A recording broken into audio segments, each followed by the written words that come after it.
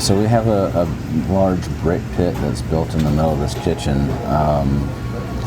And so we cook over hickory. We start our fires every morning around 4:30 or 5 a.m. Rusty's Barbecue is in Leeds, Alabama. We're a mom and pop barbecue joint just down from Barber Motorsports. We get people from all over the world here for race weekends and their vintage festival.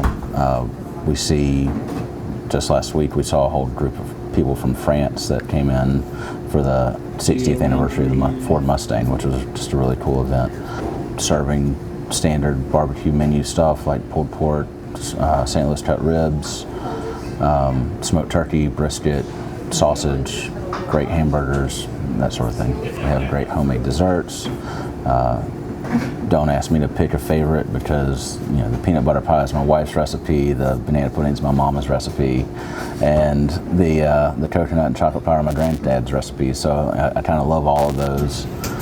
I've been cooking barbecue just in the backyard with my dad since I was about 10 years old. Started cooking with my grandfather when I was about 6, making biscuits and learning how to work in the kitchen, and just always had a passion for it. Wasn't the best student in school, in high school, and just didn't really know what I wanted to do with my life, and knew I didn't want to be stuck behind a desk. So when it came time to kind of pick a direction, I chose to open a restaurant. I think from a classical, as you call it, or more of a fine dining standpoint, we really try to take some elements of the hospitality side of that and incorporate it into the day-to-day restaurant, just to make it more approachable and still be authentic with what we're doing.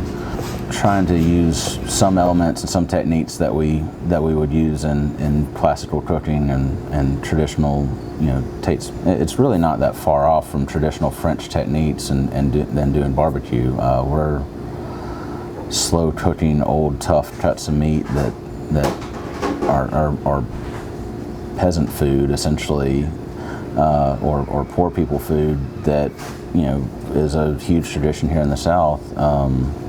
We would take the tough cuts and make them delicious. You see that in a lot of great ethnic cuisine and different cultures where it was what they had. Collard greens, you're taking something that's somewhat undesirable and cooking it for a long time and making it delicious.